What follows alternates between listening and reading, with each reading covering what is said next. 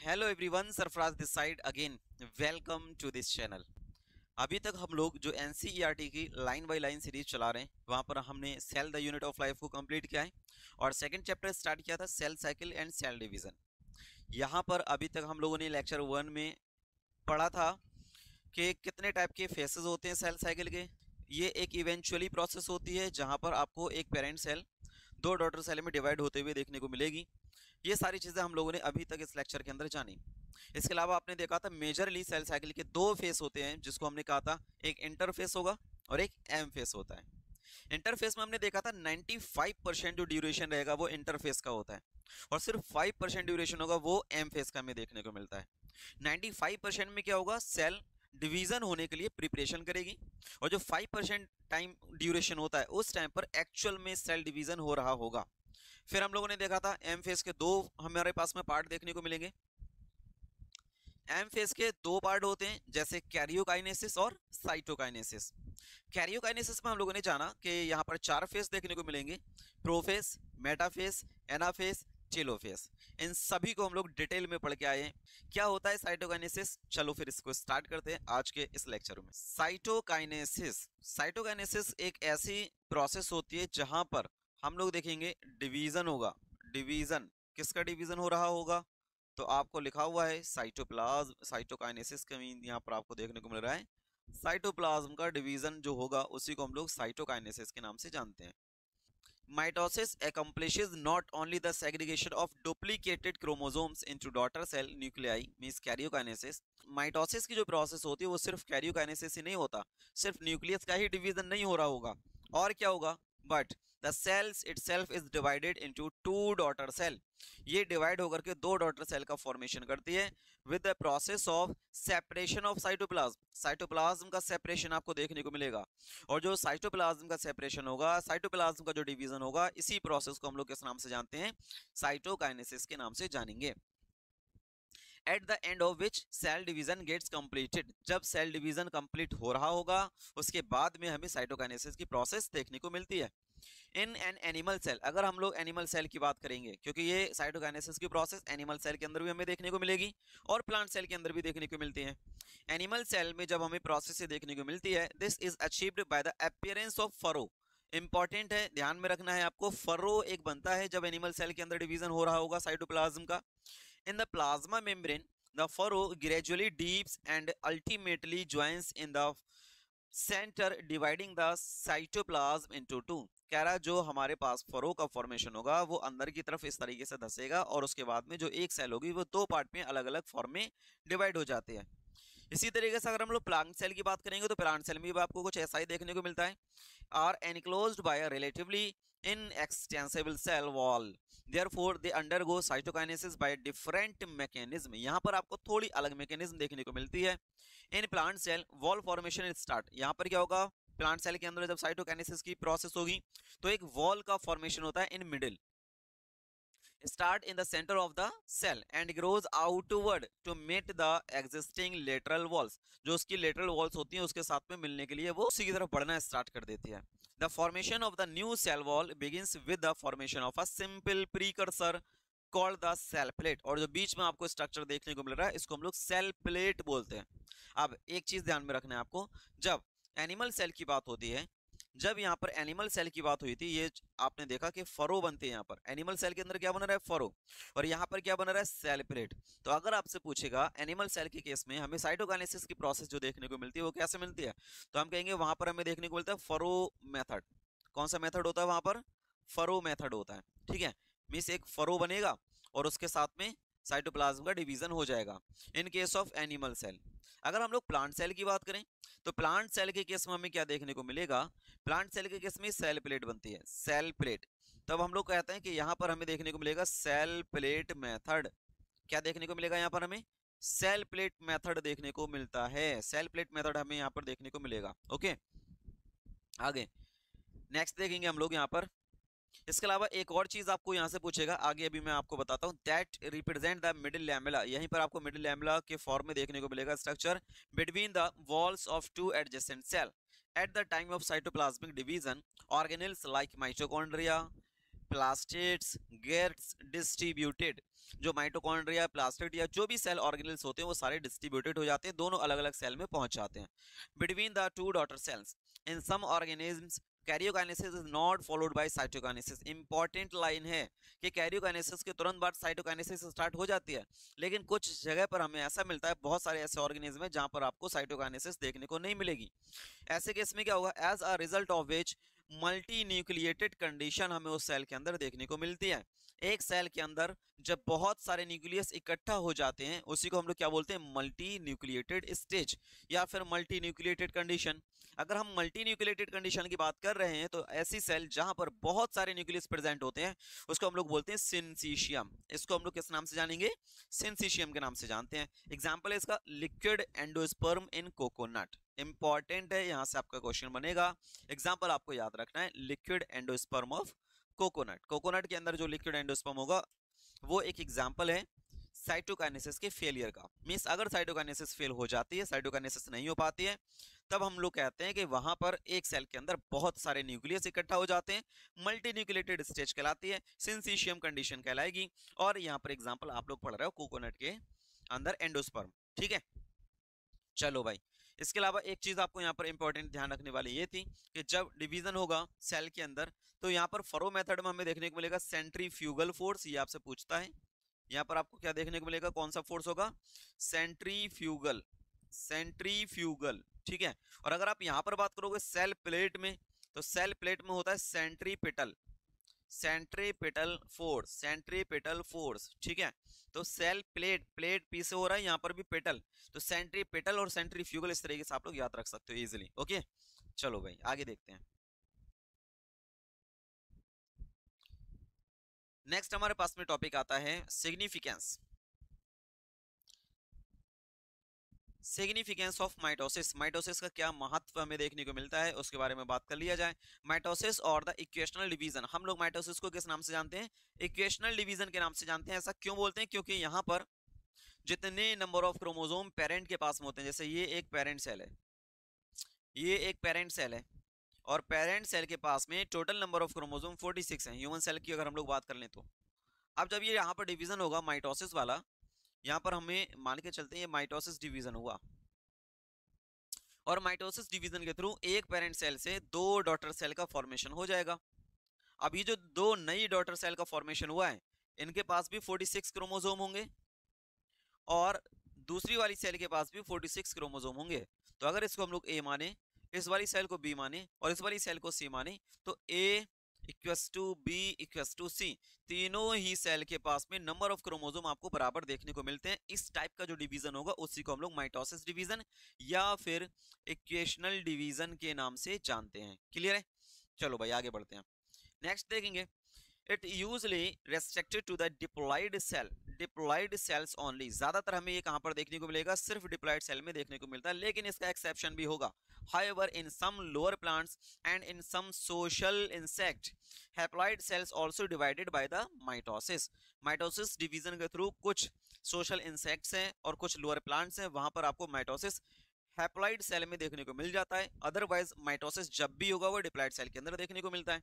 आगे देखेंगे, it is very essential to understand the significance of the division in the life of an organism. Are you aware of some example where you have studied about haploid and diploid insect. कह रहे diploid और haploid insect के बारे में क्या आप लोगों ने पढ़ा है, कहां पर वो डिवीजन देखने को मिलेगा जहां पर कंडीशन हैप्लॉइड की लेकिन फिर भी माइटोसिस डिवीजन हो रहा है। तो आप लोग जानते हो हनी बी के बारे में, नाम सुना होगा हनी बी का। ठीक है, हनी बी के तीन अलग अलग फॉर्म देखने को मिलते हैं। एक होता है क्वीन बी जो रानी मक्खी कहलाती है, ठीक है, वो अपना पूरा देख रेख करते हैं। और एक होता है वर्कर बी जो बाहर से जाकर के फूलों से सारा रस लेकर के आते हैं। और एक होता है ड्रोन, ये ड्रोन्स जो होते हैं ये मेल होते हैं और ये ड्रोन जो होंगे यही हैप्लॉइड होते हैं, इनके पास हैप्लॉइड सेल होती है, जबकि इन दोनों के पास में डिप्लॉयड सेल होगी। यहाँ पर भी आपको डिप्लॉयड सेल देखने को मिलती है। ठीक है, तो ये जो हैप्लॉइड सेल हैं यही ड्रोन का जो फॉर्मेशन होता है, ड्रोन का formation with the process of parthenocarpic होगा। और पार्थिनोकार्पिक ऐसी प्रोसेस होगी जहां पर एक सेल का डिवीजन बिना फर्टिलाइजेशन के हो जाता है। तो यहाँ पर आपको प्रोसेस जो देखने को मिल रहा है, एक हैप्लॉइड सेल में भी आपको माइटोसिस डिवीजन देखने को मिलेगा। एग्जाम्पल आपको ध्यान रखना है, ड्रोन वो इंसेक्ट होते हैं जहां पर हैप्लॉइड सेल है लेकिन फिर भी माइटोसिस डिवीजन आपको यहाँ पर देखने को मिलेगा। चलो फिर आगे देखते हैं next. Mitosis usually result in the production of diploid daughter cell. अक्सर इसका यूज जो होता है वो डिप्लॉयड डॉटर सेल के फॉर्मेशन में किया जाएगा विद आइडेंटिकल जेनेटिक कंप्लीमेंट। यहाँ पर आपको जो जेनेटिक इन्फॉर्मेशन होती है वो आइडेंटिकल फॉर्म में देखने को मिलेगी। The growth of multi cellular organism, हम लोगों की जो ग्रोथ हो रही है या फिर और अदर मल्टी सेलुलर ऑर्गेनिज्म्स हैं वहां पर उनकी जो ग्रोथ हो रही है वहां पर माइटोसिस का रोल रहेगा। Cell growth result in disturbing the ratio between the nucleus and the cytoplasmic means हम कह सकते हैं न्यूक्लियो साइटोप्लाज्मिक रेशियो को मेंटेन करने का जो काम करता है वो भी माइटोसिस ही है। and therefore become essential for the cell to divide to restore the nucleocytoplasmic ratio। वही बात आ गई जो अभी आपको बता रहा। A very significant contribution of mitosis is cell repair। Cell को रिपेयर करना होगा अगर जैसे चोट लग जाती है और उसके बाद में हीलिंग हो जाएगी, ठीक है, तो वो सारी प्रोसेस जो करी है वो किसने करी है, with the help of mitosis division हुआ है। The cell of the upper layer of the epidermis means हमारी जो ऊपर वाली लेयर है, स्किन वाली लेयर है, यहाँ पर अगर आपकी चोट लगेगी या कहीं पर भी चोट लगती है कुछ टाइम के बाद में हमारी स्किन नॉर्मल हो जाती है और जो डेड सेल्स होती हैं वो खत्म हो जाते हैं। तो डेड सेल का जो खत्म हुआ और जो नई सेल हमारे बॉडी के ऊपर आई है ये किस तरीके से हुई, with the help of mitosis division. ये प्रोसेस हमें देखने को मिल रहा है। Okay, the cells of the upper layer of the epidermis, cells of the lining of the gut, gut की जो लाइनिंग होती है वहां पर आपको देखने को मिलेगा। ब्लड सेल्स के अंदर आपको देखने को मिलेगा। बीइंग कॉन्स्टेंटली रिप्लेस्ड, जो नई नई सेल्स होती हैं कंटिन्यूसली रिप्लेस्ड हो रही हैं। ये कैसे हो रही है, नई सेल का फॉर्मेशन कैसे हो रहा है, with the help of mitosis division होगा। Mitotic division in the meristematic tissues, meristematic tissue के अंदर भी आपको माइटोटिक डिवीजन ही देखने को मिलता है।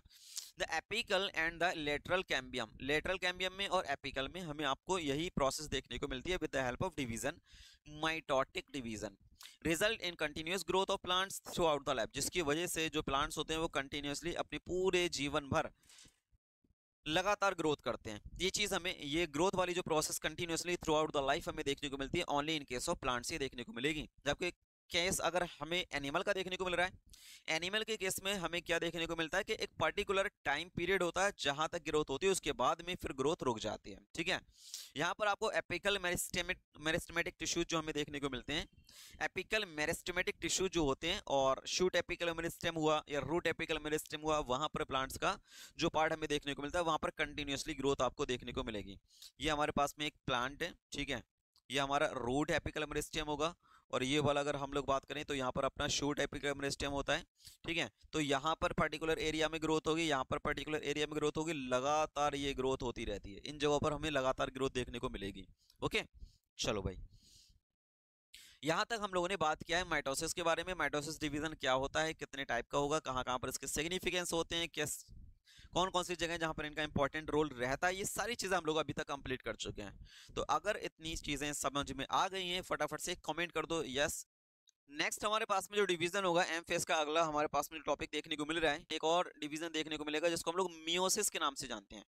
मियोसिस एक टाइप का रिडक्शनल डिवीजन होता है।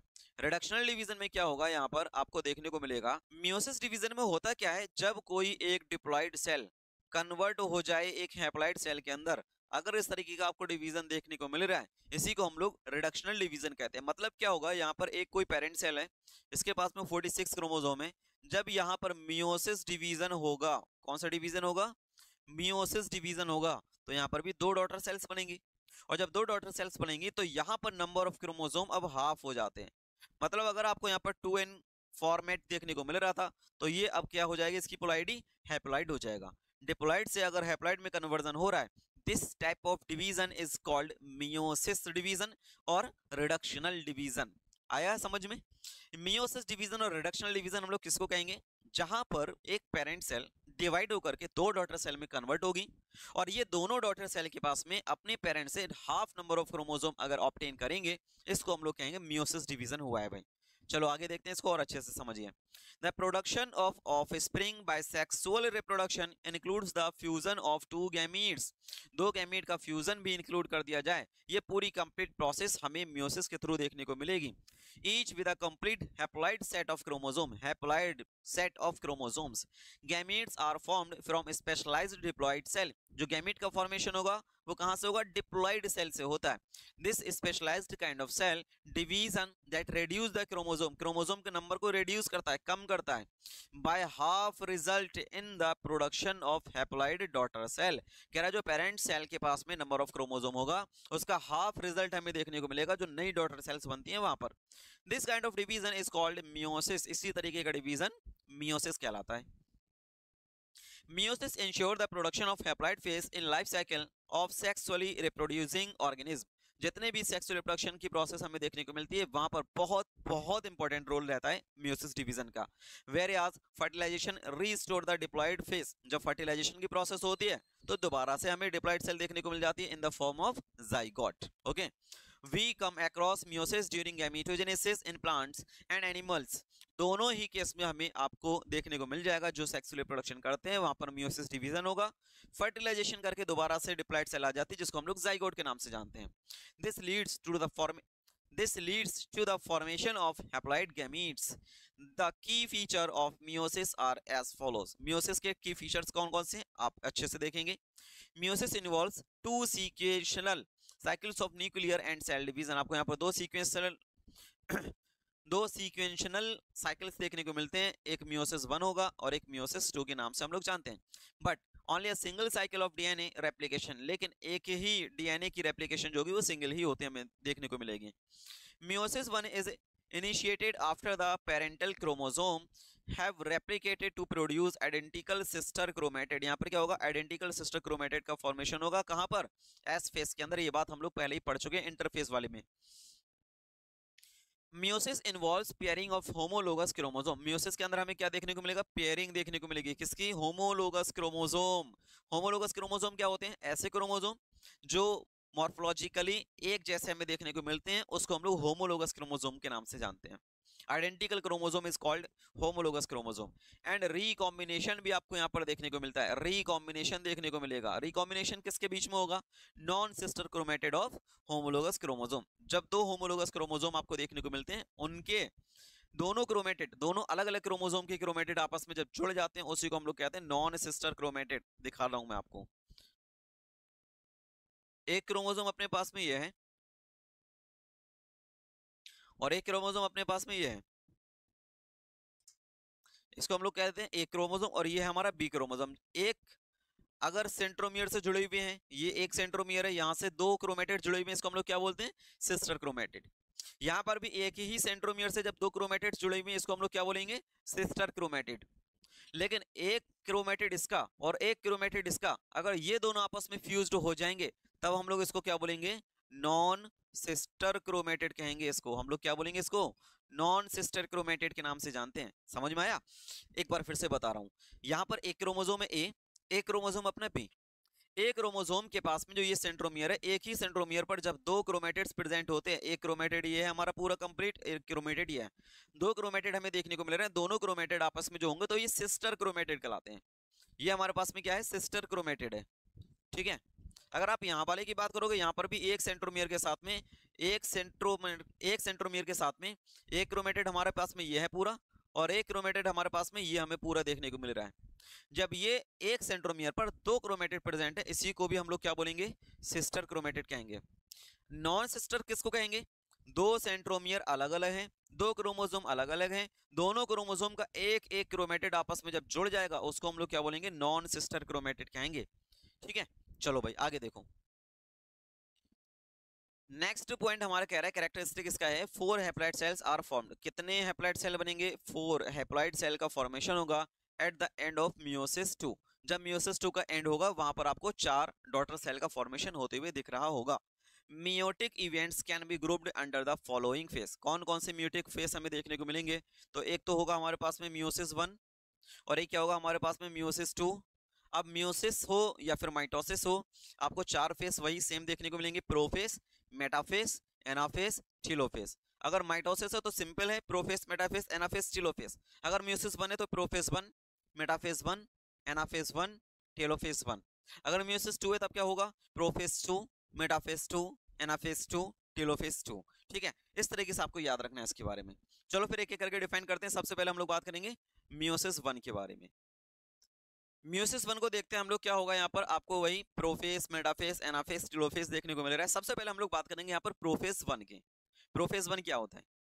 प्रोफेस 1 क्या होगा, यहाँ पर जैसे कि हम लोगों ने पढ़ा था पहले वाले में, प्रोफेस था, वहां पर अर्ली प्रोफेस और लेट प्रोफेस हमें देखने को मिल रहा था। अब यहाँ पर क्या होगा, अगर आपको पता तो मुझे फटाफट से बता दो वो कौन से 5 स्टेज होते हैं जो हमें प्रोफेस 1 के अंदर देखने को मिलते हैं। जल्दी बताओ, कोई के लिए फटाफट से कमेंट करके बताइए मुझे। अब हम लोग यहाँ पर डिटेल में जानने वाले हैं प्रोफेस 1 के बारे में। प्रोफेस 1 में आपको अलग अलग स्टेजेस देखने को मिलते हैं, जो 5 अलग अलग स्टेज होते हैं। और सबसे ज्यादा क्वेश्चन आपके पास में अब ये वाला जो पैराग्राफ हमें देखने को मिल रहा है यहाँ पर, इस वाले पैराग्राफ से आपको बहुत क्वेश्चन देखने को मिलते हैं। चलो भाई प्रोफेस 1 को देखते हैं क्या होगा। Prophase of the first meiotic division, prophase जो होता है हमारे पास में पहला म्यूटिक डिवीजन का फेस होता है। इस टिपिकली लॉन्गर, ये लंबा फेस होगा, एंड मोर कॉम्प्लेक्स, और बहुत ज्यादा कॉम्प्लेक्सिटी आपको यहाँ पर देखने को मिलेगी, क्योंकि बहुत सारी चीजें आपको यहाँ पर देखने को मिलती हैं। When compare to prophase of mitosis, अगर हम लोग कंपेयर करें माइटोसिस के प्रोफेस से, वहां तो बहुत ही इजीली प्रोसेस हो जाती है, कंडेंसेशन होता है, क्रोमोसोम क्लियरली विजिबल हो जाते हैं, ये सारी चीजें हमें देखने को मिलती हैं। इट हैज बीन फर्दर सब divided into the following 5 faces, हमें यहाँ पर 5 फेस अलग अलग देखने को मिलेंगे, based on chromosomal behaviour, chromosomal के बिहेवियर के बेस पर आपको वो 5 फेस कौन कौन से देखने को मिलते हैं। तो आप देखेंगे सबसे पहला हमारे पास में होगा लैप्टोटीन, और क्या होगा जाइगोटीन, और क्या होगा पैकिटीन, फिर डिप्लोटीन, लास्ट डायाकाइनेसिस। अगर आप इसको याद करने के लिए ट्रिक देखोगे तो हम लोग देखते हैं बहुत सारी अलग अलग ट्रिक्स हैं, आपको जो अच्छी लगे वो याद कर सकते हैं। लाओ जरा पानी दे दो, लाओ जरा पानी दे दो। लाओ मीन्स लैप्टोटीन, ठीक है, जरा जाइगोटीन, पानी पैकिटीन, दे डिप्लोटीन, और लास्ट वाला दो यहां से भी डी उठाएंगे और ये क्या हो जाएगा डाया काइनेसिस। ठीक है, इस तरीके से आप लोग इसकी न्यूमोनिक को याद कर सकते हो। लाओ जरा पानी दे दो, लता जरा पानी दे दो, बहुत अलग अलग न्यूमोनिक्स आप जिस तरीके से इजीली याद कर सकते हो, you can do it. Okay, चलो फिर एक एक करके सारे ही स्टेज के बारे में हम लोग बात कर लेते हैं, कहाँ पर कौन सी चीज हमें देखने को मिल रही है, कौन सा फेस है जहां पर अलग अलग प्रोसेसेस आपको यहाँ पर देखने को मिलती है। और हर एक फेस के बारे में, हर फेस इंपॉर्टेंट है भाई, हर एक फेस इंपॉर्टेंट है, सारे ही फेस के बारे में आपको बहुत अच्छे से याद रखना पड़ेगा।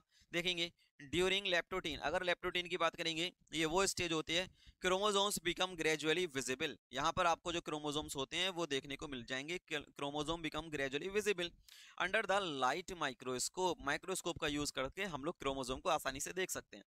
The compaction of chromosomes continue throughout the leptotene, leptotene के अंदर हमें देखने को मिलेगा क्रोमोसोम का compaction. This is followed by the second stage of prophase, जिसको हम लोग किस नाम से जानेंगे, जाइगोटीन के नाम से जानेंगे। अब लेप्टोटीन का आपसे एक क्वेश्चन बनता है जहां पर आपको पता चलेगा कि जो हमारे पास में लेप्टोटीन होता है यहाँ पर कॉम्पैक्शन होगा, बहुत सारे क्रोमोसोम इकट्ठा हो जाते हैं, ठीक है। और यहाँ पर आपको एक स्टेज देखने को मिलती है जिसको हम लोग कहते हैं बूके स्टेज होती है, बूके स्टेज, ठीक है। बूके देखा है, फ्लावर, एक गुलदस्ता जो होता है उसमें बहुत सारे फ्लावर्स इकट्ठा होते हैं, वहां पर आपको शॉप वगैरह पे देखने को मिल जाते होंगे, मूवीज वगैरह में आपने देखा होगा, वो बूके होता है। बूके स्टेज आपको देखने को मिलती है कहाँ पर, लेप्टोटीन में। ओके, नेक्स्ट स्टेज की अगर हम लोग बात करें जाइगोटीन, जाइगोटीन में क्या होगा, during this stage chromosomes start pairing, very very important line, यहाँ से आपका बहुत बार क्वेश्चन बनता है। जो क्रोमोसोम्स होते हैं वो पेयरिंग करना स्टार्ट कर देते हैं, and the process of association और ये पेयरिंग करने की जो प्रोसेस होती है, इस पेयरिंग करने की प्रोसेस को हम लोग जानते हैं साइनेप्सिस के नाम से। बहुत इंपॉर्टेंट है लाइन भाई, ध्यान रखना है। पेयरिंग करने की जो प्रोसेस होगी उसको हम लोग क्या बोलेंगे, साइनेप्सिस। ये पेयरिंग कौन करेगा, जो होमोलोगस क्रोमोसोम्स होते हैं वो आपस में पेयर करना स्टार्ट कर देते हैं।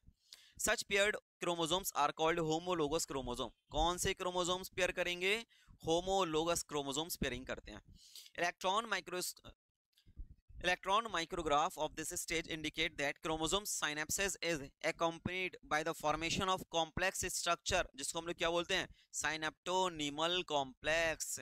ये जो पेयरिंग हो रही है ये एक सब्सटेंस के थ्रू होती है, इसका नाम होगा साइनेप्टोनीमल कॉम्प्लेक्स। हर चीज इंपॉर्टेंट है, पेयरिंग कौन कर रहा है, होमोलोगस क्रोमोसोम, किसकी हेल्प से हो रहा है, साइनेप्टोनीमल कॉम्प्लेक्स की हेल्प से हो रहा है। प्रोसेस क्या कहलाती है, साइनेप्सिस कहलाती है। कौन से स्टेज पर पेयरिंग होती है, जाइगोटीन स्टेज पर पेयरिंग होती है। भाई इंपॉर्टेंट है, सारी क्वेश्चन है, ठीक है। आगे देखेंगे, the complex formed by a pair synapsed homologous chromosomes is called bivalent. जो दो क्रोमोसोम्स आपस में जुड़े हुए होते हैं इसको हम लोग बाइवेलेंट, या फिर अगर हम लोग क्रोमेटिड के बेस पे बात करें तो इसको हम लोग टेट्राड के नाम से जानते हैं। तो बाइवेलेंट और टेट्राड बनेंगे कहां पर, ये भी इंपॉर्टेंट है, बनेंगे कहां पर, जाइगोटीन में। आगे देखना, क्लियरली विजिबल यहां पर नहीं होते, क्लियर विजिबल जो होंगे वो कहां पर होंगे, अगली वाली स्टेज में जो जाइगोटीन के बाद में आती है, कौन सी होगी, पैकिटीन। However, these are more clearly visible at the next stage। ठीक है, समझ लो भाई, इंपॉर्टेंट है, घुमाएगा क्वेश्चन यहां से, ध्यान रखना है। The first two stages of Prophase 1 are relatively short-lived। ये दोनों ही स्टेज जो होती हैं वो थोड़ी छोटी होती हैं compared to the next stage that is called pachytene. Pachytene से अगर हम लोग कंपेयर करें पहले वाली दो स्टेजेस का, ये छोटी हमें देखने को मिलेंगी। During this stage, the four chromatids of each bivalent chromosomes become distinct and clearly appears as tetrad। अब यहाँ पर आपको जो देखने को मिलेगा स्ट्रक्चर, वो टेट्राड का स्ट्रक्चर देखने को मिलेगा। जो क्रोमोसोम्स होंगे वो क्लियरली विजिबल आपको यहाँ पर देखने को मिलेंगे। ये स्टेज हमें कौन सी देखने को मिलती है, पैकेटीन देखने को मिलती है। आगे देखेंगे, this stage is characterized by the appearance of recombination nodule. आपको यहाँ पर देखने को मिलेगा recombination nodule, the site at which crossing over occurs between non sister chromatid. अब यहाँ पर जो रिकॉम्बिनेशन नोड्यूल बन रहा है, ये रिकॉम्बिनेशन नोड्यूल कौन बनेगा, अब यहाँ पर आपको जो रिकॉम्बिनेशन नोड्यूल का फॉर्मेशन होते हुए दिख रहा है, ये कौन बनाएगा, नॉन सिस्टर क्रोमेटिड जब आपस में फ्यूज्ड हो जाते हैं और ये क्रोमोसोम्स आपस में जुड़ते हैं, क्यों, कि ताकि ये अपना अपना क्रोमोसोम, अपना अपना जेनेटिक मटेरियल एक्सचेंज कर पाए। इस वजह से यहाँ पर दोनों एक दूसरे से जुड़ जाते हैं, बाइंड अप हो जाते हैं with the help of recombination nodule, genetic material का एक्सचेंज हो जाता है। ओके, होमोलोगस क्रोमोसोम्स आपस में जुड़ते हैं with the help of non sister chromatids. आगे देखेंगे, crossing over is the exchange of genetic material. क्यों हो रहा है ये प्रोसेस, ताकि जेनेटिक मटेरियल का एक्सचेंज हो पाए बिटवीन टू होमोलोगस क्रोमोसोम। एक एक लाइन इंपॉर्टेंट है भाई, बहुत ध्यान से समझिए, बहुत इंपॉर्टेंट पैराग्राफ आप लोग पढ़ रहे हो। Crossing over is also an enzyme mediated process. Crossing over की जो प्रोसेस होती है वो एंजाइम मीडिएटेड प्रोसेस होती है। जैसे अगर हम लोग क्रॉसिंग ओवर का नाम देखें, क्या बन रहा है, रिकॉम्बिनेशन नोड्यूल, और एंजाइम का नाम क्या होगा, रिकॉम्बिनेज। एंजाइम का नाम क्या होगा, रिकॉम्बिनेज। तो यहाँ पर आपका एंजाइम जो देखने को मिलेगा वो कौन सा एंजाइम होगा, रिकॉम्बिनेज एंजाइम होगा। Recombination nodule with the help of recombinase. Important है, ध्यान रखना, याद करना भी आसान है, रिकॉम्बिनेशन नोड्यूल और रिकॉम्बिनेज, वेरी इजी। ओके, चलो भाई, crossing over leads to recombination of genetic material on the two chromosomes. दो क्रोमोसोम्स के बीच में क्रॉसिंग ओवर हमें देखने को मिलेगा, जेनेटिक मटेरियल एक्सचेंज हो जाएंगे। Recombination between homologous chromosomes is completed by the end of pachytene. जैसे ही पैकेटीन कंप्लीट होगा, आपको यहाँ पर रिकॉम्बिनेशन नोड्यूल फिनिश होता हुआ दिखेगा। होमोलोगस क्रोमोसोम के बीच में जो एक्सचेंज है वो हो चुका होगा। Living the chromosomes linked at the site of crossing over. अब यहाँ पर जो क्रोमोसोम्स का लिंक है वो एक दूसरे से लीव करेगा, दूर हटेगा। तो अभी हम लोगों ने क्या देखा, यहाँ पर आप लोग देखो, पढ़ सकते हो, पैकेटीन का जब एंड हो रहा होगा, living the chromosomes linked at the site of crossing over. जहां पर क्रॉसिंग ओवर हो रहा है वहां से क्रोमोसोम्स एक दूसरे से थोड़ा दूरी पर हो जाएंगे और दूरी बनाना स्टार्ट कर देंगे, हम लोग ये कह सकते हैं। अब जैसे अगला स्टेज स्टार्ट हो रहा है जिसको हम लोग कह रहे हैं बिगिनिंग ऑफ डिप्लोटीन। डिप्लोटीन की जैसी शुरुआत होती है, यहाँ पर क्या आपको देखने को मिलेगा, डिसोल्यूशन, यहाँ पर डिसोल्वेशन देखने को मिलेगा। किसका, वो सब्सटेंस का जिसने दो होमोलोगस क्रोमोसोम्स को आपस में जोड़ के रखा हुआ था। मींस हम लोग कह सकते हैं यहाँ पर साइनेप्टोनीमल कॉम्प्लेक्स जो होगा वो डिसॉल्व हो जाएगा। And the tendency of recombined homologous chromosomes of the bivalents to separate from each other. और जो बाइवेलेंट्स हमारे पास में स्ट्रक्चर देखने को मिल रहा था, अब ये सेपरेट हो जाते हैं, एक दूसरे से दूर चले जाते हैं।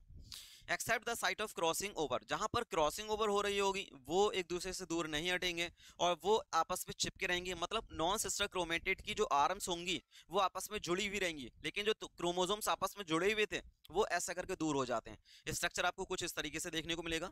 शुरू में हम लोग क्या देखते हैं, ये हमारे पास में क्रोमोसोम है, कुछ इस तरीके से हमारे पास में क्रोमोसोम देखने को मिल रहा है। एक क्रोमोसोम ये है, एक क्रोमोसोम हमारे पास में ये देखने को मिल रहा है।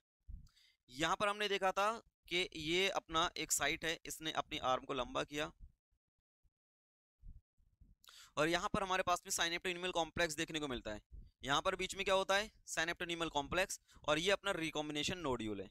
ठीक है, अब क्या होगा, जैसे हमारे पास में नेक्स्ट स्टेज आती है, यहाँ पर क्या हो रहा है, ये जो साइनेप्टोनीमल कॉम्प्लेक्स है ये डिसॉल्व हो जा रहा है, क्रोमोसोम्स एक दूसरे से दूर भाग रहे हैं। अब क्रोमोसोम एक दूसरे से दूर हट चुके हैं जो होमोलोगस क्रोमोसोम्स थे। तो होमोलोगस क्रोमोसोम्स अगर यहाँ पर आ जाते हैं कुछ इस तरीके से आपको स्ट्रक्चर देखने को मिलता है।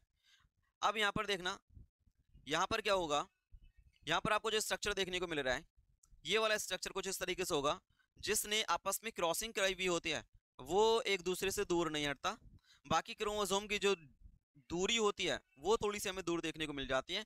मतलब क्रोमोसोम्स आपस में तो अलग अलग हट जाते हैं, लेकिन यहाँ पर जहाँ क्रॉसिंग ओवर हो रही होगी वो स्टेज आपको सेम देखने को मिलेगा। वैसा का वैसा ही हमें देखने को मिलता है, मतलब ये जुड़े हुए रहेंगे आपस में। और जब ये आपस में जुड़े हुए होते हैं, अब हम लोग इस टाइप की जो क्रॉसिंग होती है, इस क्रॉसिंग को हम लोग चियाज़मेटा के नाम से जानते हैं। चियाज़मेटा के नाम से जानेंगे। तो आगे की लाइन में यही लिखा हुआ है, देखेंगे जरा ध्यान से समझेंगे। लिखा हुआ है दीज एक्स शेप, आप देख सकते हो ये एक्स लाइक स्ट्रक्चर है। These X shape structure are called chiasmata. इसी एक्स के तरह स्ट्रक्चर को हम लोग चियाज़मेटा के नाम से जानते हैं। इन oocyte ऑफ सम वर्टिब्रेट्स, कुछ वर्टिब्रेट्स की बात कर रहा है। क्या होगा जब oocyte का डेवलपमेंट हो रहा होता है तो डिप्लोटीन ही वो स्टेज होती है जहां पर इन oocyte को अरेस्ट कर लिया जाता है। Diplotene can last for months of years. देखो कहानी सुनाता हूं मैं आपको, ध्यान से समझना। अगर हम लोग मेल रिप्रोडक्शन की बात करें तो मेल और female reproduction means human reproduction की बात करें, वहां पर क्या होता है, जो फीमेल के अंदर oocyte का फॉर्मेशन होता है वो बिफोर बर्थ हो जाता है। एक एक करके जो भी एग होता है वो रिलीज होना स्टार्ट होगा कब, eight the time of puberty. लेकिन जितने भी ओवम बन रहे होंगे वो सारे के सारे एम्ब्रियोनिक स्टेज पर ही बिफोर बर्थ सारे के सारे क्या हो जाएंगे, डिप्लोटीन स्टेज पर अरेस्ट कर लिए जाते हैं। फिर उनको रिलीज किया जाएगा कब, जब प्यूबर्टी स्टेज आ जाती है तब एक एक करके एग रिलीज होता रहता है। जबकि इन केस ऑफ मेल अगर हम लोग बात करें तो जो स्पर्म का फॉर्मेशन होता है वो कब होगा, eight the time of puberty. जब प्यूबर्टी जाती है उस टाइम पर स्पर्म का फॉर्मेशन होना स्टार्ट होता है। ओके, जबकि ओवम का जो फॉर्मेशन होगा वो बन चुका है कब, बर्थ से पहले, फीमेल की केस में। क्लियर है। तो जब बर्थ से पहले ओवम बन चुके हैं सारे के सारे, अब उनको अरेस्ट कर लिए गए। कौन सी स्टेज है वो, डिप्लोटीन स्टेज है। डिप्लोटीन स्टेज कौन से वाले फेज की, प्रोफेज 1 के। ये आपका क्वेश्चन बनता है, इंपॉर्टेंट है, ध्यान रखना भाई इसका। अगला हमारे पास में जो स्टेज होने वाला है प्रोफेज 1 का, उसके बारे में फाइनल स्टेज हमें देखने को मिलेगी प्रोफेज 1 की, जिसको हम लोग किस नाम से जानते हैं, डायकाइनेसिस के नाम से जानते हैं। क्या होगा भाई डायकाइनेसिस में, लेप्टोटीन में हम लोगों ने क्या देखा, बुके का फॉर्मेशन हो रहा है। नेक्स्ट हमारे पास में जाइगोटीन है। जाइगोटीन में हम लोगों ने क्या देखा, पेयरिंग होना स्टार्ट हो जाती है, होमोलोगस क्रोमोसोम आपस में जुड़ जाते हैं with the help of recombination nodule. उसके बाद में आप लोगों ने क्या देखा है, नेक्स्ट हमारे पास में पैकेटिन स्टेज आती है। पैकेटिन स्टेज में क्या होगा, जो पैकेटिन स्टेज होगी वहां पर क्या होता है, क्लियरली आपको बाइवेलेंट और टेट्राड देखने को मिलते हैं। और इसके अलावा पैकेटिन में आपको क्या देखने को मिलेगा, रिकॉम्बिनेशन नोड्यूल का फॉर्मेशन होता है। रिकॉम्बिनेशन नोड्यूल क्यों बनता है, ताकि जेनेटिक मटेरियल को एक्सचेंज किया जाए। उसके बाद में क्या होता है, नेक्स्ट स्टेज आएगी जिसको हम लोग डिप्लोटीन के नाम से जानते हैं। यहाँ पर जो आपस में जुड़े हुए क्रोमोसोम्स होते हैं वो एक दूसरे से सेपरेट होना स्टार्ट कर जाते हैं, लेकिन जहां पर क्रॉसिंग ओवर हो रहा होगा वो आपस में जुड़े रहते हैं और एक्स की तरह स्ट्रक्चर हमें देखने को मिलता है, उसको हम लोग बोलते हैं चियाज़मेटा। लास्ट स्टेज हमें देखने को मिल रहे हैं जिसको हम लोग डायकाइनेसिस के नाम से जानते हैं। डायकाइनेसिस में क्या होगा, जो एक्स लाइक स्ट्रक्चर आपको देखने को मिल रहा है, यही एक्स लाइक स्ट्रक्चर जहां पर आपको क्रॉसिंग ओवर देखने को मिल रहा है, ये क्रॉसिंग ओवर टर्मिनल एंड पर पहुंच जाता है और इस कंडीशन को हम लोग बोलते हैं टर्मिनलाइजेशन ऑफ चियाज़मेटा। वही चीज यहाँ पर लिखी हुई, पढ़ते हैं इसको। This is marked by the terminalization of chiasmata. Chiasmata का टर्मिनल एंड पर पहुंच जाएगा, ठीक है। During this phase the chromosomes are fully condensed, यहाँ पर अब क्रोमोसोम जो होंगे फुल्ली कंडेंस्ड फॉर्म हो जाते हैं। And the meiotic spindle assembled to prepare the homologous chromosome for separation। अब यहाँ पर सेपरेशन हो जाएगा होमोलोगस क्रोमोसोम का। by the end of diakinesis the nucleolus disappear। Nucleolus क्या हो जाएगा, डिसअपियर हो जाता है। जैसे यहाँ पर आपको एंड फॉर्म देखने को मिलेगी डायकाइनेसिस की। And the nuclear envelope also break down, nuclear envelope का भी ब्रेक डाउन हो जाएगा। Diakinesis represent transition to metaphase. अब डायकाइनेसिस में आपको देखने को मिलेगा जो क्रोमोसोम्स है वो इक्वेटर प्लेट पर आना स्टार्ट हो जाते हैं, मींस अगला फेज आने वाला होगा जिसको हम लोग किस नाम से जानते हैं, मेटाफेज के नाम से जानते हैं। और मेटाफेज कैरेक्टरिस्टिक है कि सारे के सारे क्रोमोसोम इक्वेटर प्लेट पर हमें देखने को मिलते हैं। आई होप यहाँ तक आपको सारे ही फेस बहुत अच्छे से समझ में आ चुके होंगे। ये था हमारा प्रोफेज 1, मोस्ट कॉम्प्लिकेटेड स्टेज है, लॉन्गर स्टेज है। पांचों स्टेज को बहुत अच्छे से ध्यान रखना है। पांचों स्टेज के बारे में अभी मैंने आपको बताया, अगर समझ में नहीं आया फटाक से रिपीट करके देख सकते हो। सेम स्टेज है, बस यही क्वेश्चन बनेंगे जो मैंने अभी आपको रिपीट करके बताया है। चलो फिर अगला स्टेज को हम लोग बात करते हैं। अगला स्टेज हमारे पास में कौन सा होगा, मेटाफेज। मेटाफेज को देखते हैं। मेटाफेज 1 की हम लोग बात करेंगे क्या होगा। The bivalent chromosomes align on the equatorial plate. यहाँ पर आपको क्रोमोसोम जो होंगे वो सारे के सारे एक इक्वेटरल प्लेट पर देखने को मिलेंगे, मिडिल में आ जाते हैं, मीडिएटर फॉर्म आपको देखने को मिलेगी। The microtubules from the opposite poles of the spindle attach to the kinetochore of homologous chromosome. जितने भी होमोलोगस क्रोमोसोम्स होते हैं वहां से क्या होगा, काइनेटोकोर के साथ में ऊपर से स्पिंडल फाइबर आएंगे और वो अटैच हो जाएंगे। देखो ये हमारे पास में एक सेल है, यहाँ पर आपको देखने को मिलेगा ये इस तरीके से स्ट्रक्चर एस्टर, यहाँ पर भी आपको देखने को मिलेगा एस्टर, ठीक है। यहाँ पर आपको क्रोमोसोम देखने को मिलेंगे, यहाँ पर आपको क्रोमोसोम देखने को मिलेंगे, ये क्रोमोसोम्स हैं सारे के सारे। ये है हमारे पास में क्या, ये हमारे पास में काइनेटोकोर के साथ में स्पिंडल फाइबर अटैच हो रहा है। यही सेम क्रोमोसोम की प्लेट आपको एक और देखने को मिलेगी। ये हमारे पास में टोटल नंबर ऑफ क्रोमोसोम 46 है।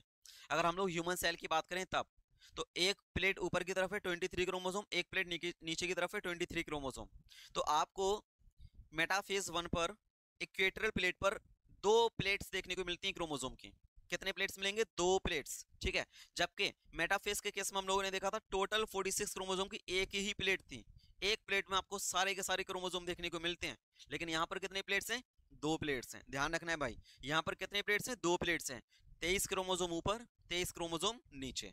अब आगे देखेंगे, यहाँ पर आप देख सकते हो इसको कुछ इस तरीके से आपको प्रोफेज 1 देखने को मिल रहा है। प्रोफेज 1 में यहाँ पर क्लियरली विजिबल हो चुके हैं क्रोमोसोम्स। यहाँ पर आप देख सकते हो एक आपके पास में लेयरिंग ऊपर देखने को मिल रही है, एक लेयरिंग नीचे देखने को मिल रही है। डबल क्रोमेटेड वाले क्रोमोसोम्स हैं, ये भी डबल क्रोमेटेड वाले क्रोमोसोम्स हैं। होमोलोगस क्रोमोसोम के काइनेटोकोर के साथ में अपोजिट पोल से स्पिंडल फाइबर्स आ रहे हैं और दोनों एक दूसरे के काइनेटोकोर के साथ में अटैच हो जा रहे हैं। कुछ इस तरीके से आपको सिस्टम देखने को मिल रहा है। ओके, ये मेटाफेज 1 है। अगला फेज होगा हमारे पास में एनाफेज। तो यहाँ पर क्या होगा, आप लोग जानते हो हम लोगों ने मेटाफेज के अंदर पढ़ा हुआ था जब हम लोग माइटोसिस की बात कर रहे थे, वही सेम चीज यहाँ पर भी देखने को मिलेगी। क्या होता है, जब स्पिंडल फाइबर्स अपोजिट पोल से आते हैं, दोनों एक दूसरे को पुल करेंगे। जैसे ही खींचेंगे तो यह क्या होगा, ऊपर वाले जो क्रोमोसोम्स की प्लेट होगी ऊपर को चली जाएगी, नीचे वाले क्रोमोसोम्स की जो प्लेट होगी नीचे की तरफ आ जाएगी। तो हमें किस इस तरीके से एनाफेज के केस में स्ट्रक्चर देखने को मिलेगा। आधे क्रोमोसोम ऊपर हो जाएंगे 23 और आधे क्रोमोसोम 23 नीचे हो जाते हैं। अब यहाँ पर बहुत इंपॉर्टेंट चीज है जो ध्यान रखना है आपको, कि ये एनाफेज वो फेस होता है जहां पर आपको ये पता चल जाता है कि आने वाला जो टीलोफेज है, पहली चीज तो ये पता होना चाहिए कि टेलोफेज में हमें डॉटर सेल देखने को मिल जाती हैं। फाइनल स्टेज होती है ये हमारे पास में कोई भी डिवीजन की। तो टेलोफेज में कितने नंबर ऑफ क्रोमोसोम एक सेल के अंदर देखने को मिलते हैं, ये चीज हम यहाँ से डिफाइन कर सकते हैं। जितने भी क्रोमोसोम एनाफेज में ऊपर की तरफ जाते हैं नई सेल के अंदर, उतने ही क्रोमोसोम हमें देखने को मिलते हैं। तो यहाँ पर आपको 23 मिल रहा है, तो इस वाली सेल में 23 क्रोमोसोम, इस वाली सेल में भी 23 क्रोमोसोम आपको देखने को मिलेंगे। तो शुरू में हमें 46 क्रोमोसोम देखने को मिल रहे थे, यहाँ पर 23 और 23 क्रोमोसोम देखने को मिल रहे हैं। मतलब ये एक डिप्लॉइड सेल है और ये कैसी सेल है, हैप्लॉइड सेल है। और यही हम लोगों ने शुरू में पढ़ा, जब कोई डिवीजन ऐसा हो जहां पर डिप्लॉइड से हैप्लॉइड में कन्वर्जन हो रहा होगा, इसी को हम लोग रिडक्शनल डिवीजन के नाम से जानते हैं। और रिडक्शनल डिवीजन को हम लोग मियोसिस कहते हैं। क्या बोलते हैं इसको, मियोसिस। आई होप आपको बहुत अच्छे से समझ में आ चुका होगा, ठीक है। और माइटोसिस के केस में हमने क्या देखा था, 46 इधर थे, 46 ही दोनों डॉटर सेल के पास में भी थे, इसीलिए हमने इसको कौन सा डिवीजन बोला था, इक्वेशनल डिवीजन बोला। नंबर ऑफ क्रोमोसोम सेम है, equational, number of chromosome half है, रिडक्शनल। क्लियर है। एक इसी बात को हम लोग अब यहाँ पर थ्योरेटिकली फॉर्म में लिखा हुआ है वो चीज देख लेते हैं, अच्छे से देखना। एनाफेज 1 की हम लोग बात करते हैं। एनाफेज 1 में क्या होगा, द होमोलोगस क्रोमोसोम सेपरेट, जो होमोलोगस क्रोमोसोम्स होते हैं वो एक दूसरे से अलग हो जाते हैं, while sister chromatids remain associated the chromosome eight there centromere. मतलब क्या है, यहाँ पर ये कहना चाह रहे हैं इस लाइन के थ्रू कि सेंट्रोमियर का यहाँ पर स्प्लिटिंग नहीं होती है। ये भी आपका क्वेश्चन बनेगा कि सेंट्रोमियर का स्प्लिटिंग मींस ब्रेकडाउन कहाँ कहाँ पर होता है। तो आपको भाई माइटोसिस में भी होता है, मियोसिस 2 में भी हमें देखने को मिलेगा, लेकिन मियोसिस 1 ऐसा डिवीजन होता है जहां पर आपको सेंट्रोमियर का ब्रेकडाउन देखने को नहीं मिलता। ओके, चलो भाई आगे देखो, टेलोफेज 1 की बात करते हैं। टेलोफेज 1 में क्या होगा, the nuclear membrane and nucleolus जो होंगे वो रीअपियर हो जाएंगे। Cytokinesis follows, this is called dyad of cells. यहाँ पर हम लोग क्या बोलेंगे, डायड ऑफ सेल्स बोलेंगे। Although in many cases the chromosomes to undergo some depression, यहाँ पर some dispersion, they do not reach extremely extended state of interface nucleus, the stage between the two meiotic division, एक ऐसा stage जो दो meiotic division के बीच में होगा उसको हम लोग इंटरकाइनेसिस के नाम से जानते हैं। एंड इज जनरली शॉर्ट है, और ये बहुत ही छोटा टाइम ड्यूरेशन होता है, शॉर्ट टाइम पीरियड के लिए होगा। There is no replication of DNA, यहाँ पर डीएनए का रेप्लिकेशन नहीं होता। और यहाँ पर होगा क्या, interkinesis is followed by the prophase 2। Interkinesis किसको फॉलो करेगा, prophase 2। A much simpler prophase than prophase 1। कह रहा है प्रोफेज 1 से बहुत ही ज्यादा इजीएस्ट प्रोसेस हमें प्रोफेज 2 के अंदर देखने को मिलेगी, क्योंकि प्रोफेज 1 में तो आपने देखा कितने सारे स्टेज अभी हम लोग ने पढ़े हैं, तो वो चीज आपको यहाँ पर देखने को नहीं मिलती। तो इस सिंपल फॉर्म होगी प्रोफेज 2 की, जो हम लोग मियोसिस 2 के केस में देखेंगे। तो अभी तक हम लोगों ने जो कंप्लीट किया है, आप लोगों ने माइटोसिस को पढ़ा, माइटोसिस को हम लोगों ने इक्वेशनल डिवीजन का, आप लोगों ने मियोसिस को हम लोगों ने कंप्लीट कर लिया। मियोसिस का कौन सा वाला, मियोसिस 1। यहाँ पर आपने थोड़ा सा कॉम्प्लेक्सिटी देखने को मिल रही है और कुछ वेरियस फॉर्म्स देखने को मिल रहे हैं। बहुत सारे क्वेश्चन आपको यहाँ पर मियोसिस 1 से देखने को मिलेंगे। इंपॉर्टेंट आपका टॉपिक है मियोसिस 1। फिर उसके बाद में हम लोग अब जो स्टार्ट करेंगे वो क्या होगा, मियोसिस 2 होगा। मियोसिस 2 होगा। देखो जरा मियोसिस 2 में क्या होता है। मियोसिस 2 क्या होगा, प्रोफेज 2 की बात करते हैं। Meiosis 2 is initiated immediately after cytokinesis. जैसे ही साइटोकाइनेसिस होता है मियोसिस 2 स्टार्ट हो जाएगा। यूजुअली बिफोर द क्रोमोसोम है फुल्ली इलोंगेटेड। जब क्रोमोसोम इलोंगेटेड हो रहे होते हैं उससे पहले ही स्टार्ट हो जाता है। It contrast to meiosis 1। In contrast to meiosis 1, meiosis 2 resemble और नॉर्मल माइटोसिस। हम लोग कह सकते हैं कि ये रिजेंबल होता है जिस तरीके से माइटोसिस होती है। रिजेंबल का मतलब होता है माइटोसिस की तरह दिखना। मियोसिस 2 एक तरीके से माइटोसिस की तरह रिजेंबलनेस शो करता है। क्यों कह रहे हैं ऐसा, बिकॉज माइटोसिस में हम लोगों ने क्या देखा था, कोई एक डिप्लॉइड सेल से कन्वर्जन हो रहा है किसमें, डिप्लॉइड सेल में। यहाँ पर हम लोग क्या देखेंगे, कोई एक हैप्लॉइड सेल से कन्वर्जन होगा किसमें, हैप्लॉइड सेल में। तो जितने नंबर ऑफ क्रोमोसोम यहाँ पर देखने को मिल रहे हैं पेरेंट सेल के पास, उतने ही number of chromosome daughter cell के पास में मिलेंगे। सेम चीज आपको यहाँ पर देखने को मिलेगी, जितने नंबर ऑफ क्रोमोसोम आपको पेरेंट सेल के पास देखने को मिलेंगे, उतने ही नंबर ऑफ क्रोमोसोम आपको डॉटर सेल के पास में देखने को मिलते हैं। और जब number of chromosome same type के होंगे उसको हम लोग क्या बोलेंगे, इक्वेशनल डिवीजन कहते हैं। इक्वेशनल डिवीजन उसको हम लोग बोलते हैं। ओके, इसीलिए रिजेंबलनेस इसको शो करते हुए हम लोग देखने को मिल रहा है, इसीलिए हम लोग इसको रिजेंबलनेस कह रहे हैं। द न्यूक्लियर मेम्ब्रेन डिसअपियर, यहाँ पर न्यूक्लियर मेम्ब्रेन डिसअपियर हो जाती है, जैसा कि आप सब जगह प्रोफेज के अंदर देख पा रहे हो। Eight the end of prophase 2 the chromosomes again become compact, और दोबारा से जो क्रोमोसोम्स होते हैं वो कॉम्पैक्ट फॉर्म में आ जाते हैं।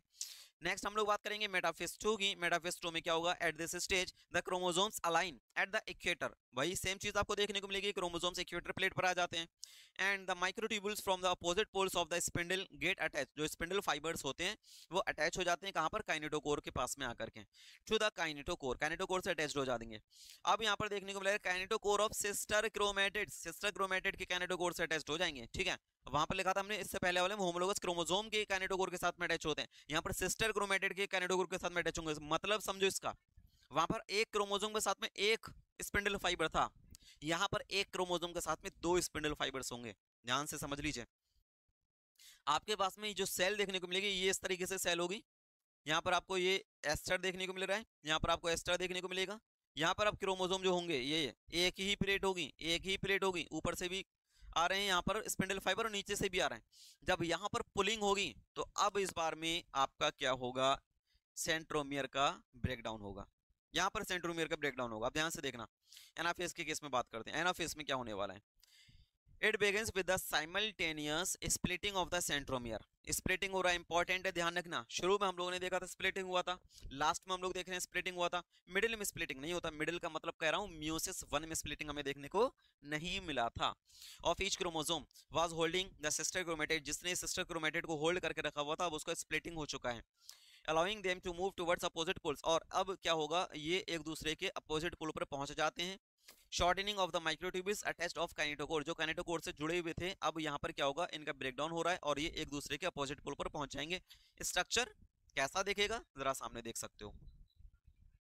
आपके पास में ये है जो हमारे पास में अभी 23 वाली क्रोमोसोम्स बने थे, 23 क्रोमोसोम वाली जो सेल्स बनी थी, अभी हम लोगों ने मियोसिस 1 देखा, उन्हीं सेल्स को हमने उठाया है और डिवीजन करना स्टार्ट कर दिया। ये हम लोग करा रहे हैं मियोसिस 2। मियोसिस 2 में हमने क्या देखा, ये प्रोफेज है, फिर हमारे पास में ये मेटाफेज 2 आया, फिर ये हमारे पास में एनाफेज 2 आया और ये हमारे पास में टेलोफेज 2 आया। यहाँ पर आप देख रहे हो 23 क्रोमोसोम में सारे के सारे क्रोमोसोम एक इक्वेटर प्लेट पर आ गए। ये हमारे पास में मेटाफेज है। अब यहाँ पर स्प्लिटिंग हुआ है, स्प्लिटिंग होकर के ये आधे क्रोमोसोम ऊपर चले गए, आधे क्रोमोसोम नीचे आ गए। यहाँ पर क्या है, नंबर ऑफ क्रोमोसोम आधे आधे ऊपर और नीचे पहुंच चुके हैं। तो मतलब क्या, यहाँ पर 23 क्रोमोसोम, यहाँ पर भी 23 क्रोमोसोम। फर्क क्या है, ये डबल क्रोमेटेड वाला है और ये सिंगल क्रोमेटेड वाला क्रोमोसोम है। अब मैंने आपको बताया कि जितने क्रोमोसोम यहाँ पर होते हैं उतने ही नंबर की सेल आगे टेलोफेज के अंदर आपको देखने को मिलती है। तो ये हमारे पास में टेलोफेज है। टेलोफेज में आपको दो सेल देखने को मिली, ए सेल और बी सेल। 23 क्रोमोसोम यहाँ, 23 क्रोमोसोम यहाँ पर। क्लियर है। अब यहाँ पर एक सेल के पास दो सेल हमारे पास बन जाते हैं, एक पेरेंट सेल से, दूसरी वाली पेरेंट सेल है, ये भी पेरेंट सेल है, इस वाली पेरेंट सेल से भी हमारे पास में दो सेल बन रही हैं। तो दो सेल ये और दो सेल ये। फाइनली मियोसिस की जो लास्ट प्रोसेस होगी उसमें हम देखेंगे कि मियोसिस के अंदर 4 डॉटर सेल का फॉर्मेशन होगा, जबकि माइटोसिस के केस में हमें 2 डॉटर सेल का फॉर्मेशन देखने को मिलता है। आई होप आपको बहुत अच्छे से ये माइटोसिस और मियोसिस का केस समझ में आ चुका होगा। अगर समझ में आया फटाफट से थम्स अप कर सकते हो और बता सकते हो कि आपको बहुत आसानी से चीजें समझ में आ चुकी हैं। अगर आपने बहुत अच्छे से समझ रहे हो, जो चीजें बोल रहा हूँ आपने देखा है, अगर समझ में नहीं आया एक बार बैकवर्ड जाओ और फिर इसको फॉरवर्ड करो, आसानी से आराम से समझने की कोशिश करो, बहुत ही अच्छे से आपके क्वेश्चन हो जाएंगे। ओके, नेक्स्ट हम लोग बात करते हैं अगला हमारे पास में जो उसका फेज बचा हुआ है, टेलोफेज को भी फिनिश करते हैं। टेलोफेज में लिखा हुआ meiosis end with the phase of telophase. Meiosis का एंड हो जाएगा टेलोफेज के साथ में, which is group chromosome once again get enclosed by the nuclear envelope. दोबारा से क्या होगा, न्यूक्लियर एनवेलप आ जाता है।